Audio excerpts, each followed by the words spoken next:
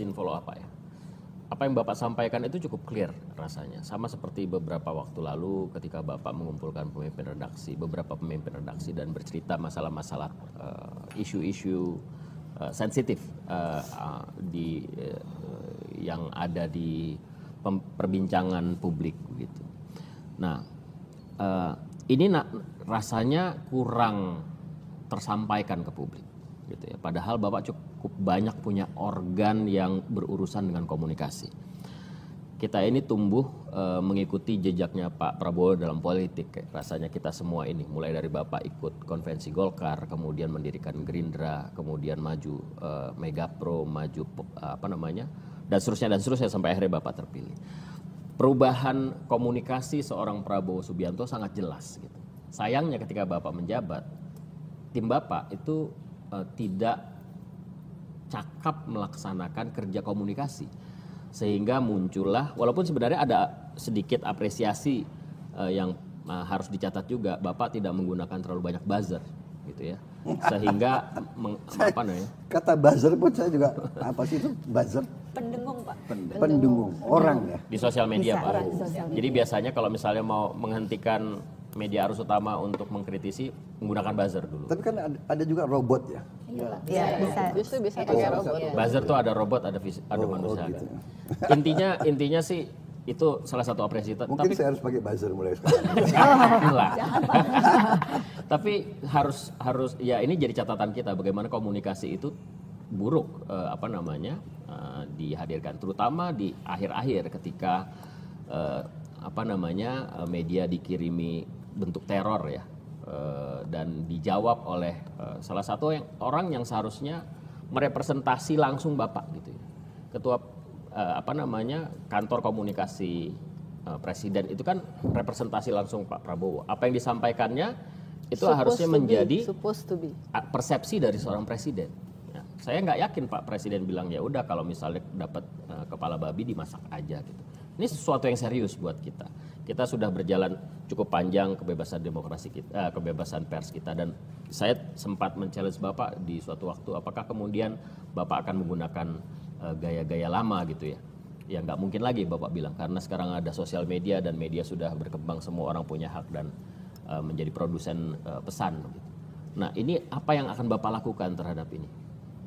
Perbaikan Bapak komunikasi. juga sebelumnya juga sudah mengatakan komunikasi kita jelek dalam satu acara terbuka. Saya ingin jawab ya. Benar sekali. Saya akui bahwa 150 hari saya sendiri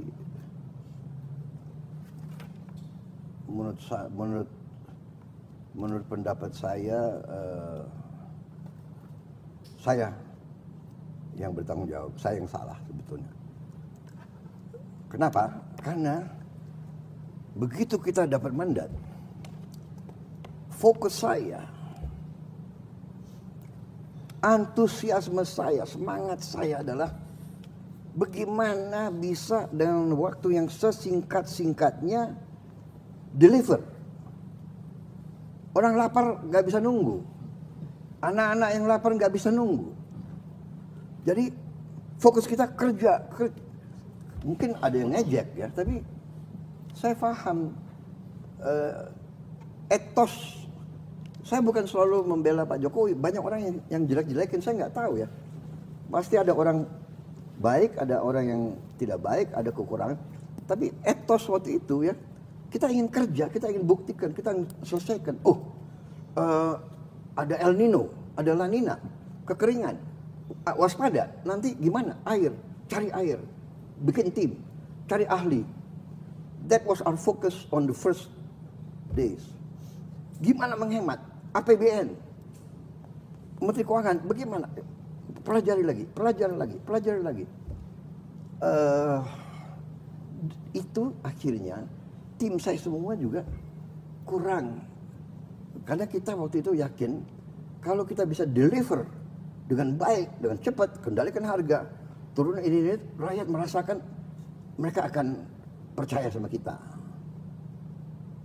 Nah, ternyata itu makanya saya anggap ini mungkin salah saya tidak terlalu ya, kalau Anda perhatikan kemana-mana saya pergi, saya nggak ada wartawan yang embed sama saya dan sebagainya.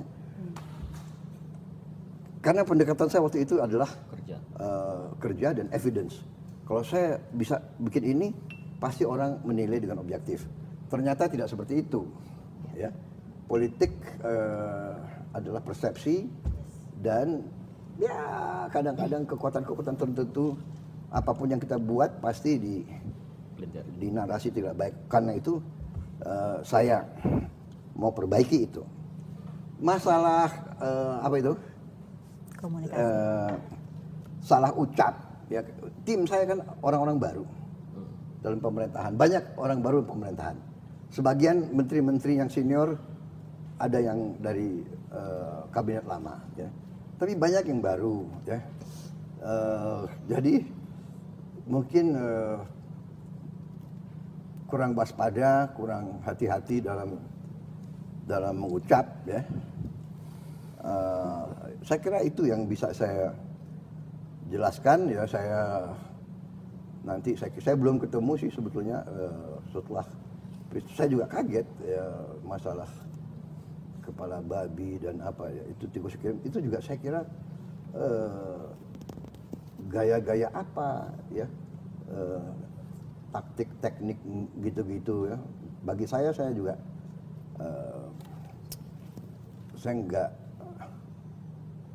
nggak terlalu percaya bahwa yang melakukan itu punya sifat-sifat enggak, saya ulangi, saya kira yang melakukan itu ingin mengadu domba, ingin menciptakan suasana yang tidak baik. Menurut saya itu, ya. Tapi benar itu ucapan yang menurut saya teledor, itu ya keliru itu, ya. Saya kira beliau menyesal, ya. Tapi ini alasan yang saya bisa kasih adalah mungkin ya karena baru dalam posisi pemerintahan yang selalu disorot. Jadi kadang-kadang orang yang dari dunia perencana atau dunia survei atau dunia akademis muncul di panggung publik kurang cepat menyesuaikan menurut saya.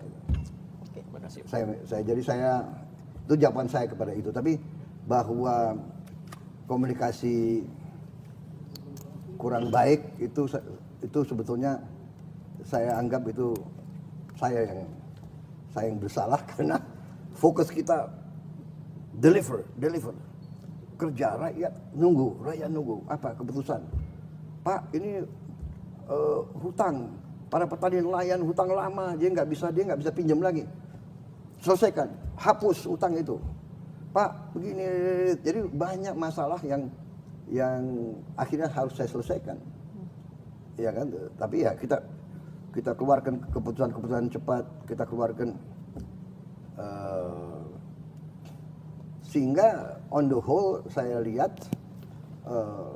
saya cukup bangga dengan apa yang kita capai dalam 150 hari. Dan saya lihat dan saya yakini dalam 5, 6, 8 bulan ke depan kita akan membuat langkah-langkah fundamental, terobosan yang akan memperkokoh ekonomi Indonesia di tengah situasi global yang penuh ketidakpastian, ya. Perang, persaingan, hegemoni yang sangat berbahaya, yang bisa memicu perang dunia ketiga. Ini tidak main-main, benar-benar. Saya pelajari tiap malam, saya lihat, this is very dangerous time. Very dangerous time. Amerika siap mau nyerang Iran, Rusia mengatakan jangan nyerang Iran. Kalau nyerang Iran berhadapan dengan saya, Rusia. What does it mean? Masalah Iran nanti perang dunia ketiga. Dan kita sudah non-blok, kita sudah benar, tapi kalau terjadi perang nuklir, kita non-blok aja kita akan kena. Mungkin yang negara-negara punya nuklir, ya, dia matinya lebih cepat. Kita mungkin mati juga, tapi lama kita matinya, ya kan? Benar nggak? Jadi it's dangerous time. We are living, kita hidup dalam, nah kita harus hati-hati. Dan untuk itulah saya selalu mengajak, mari kita rukun, mari kita mengatasi persoalan bersama gitu.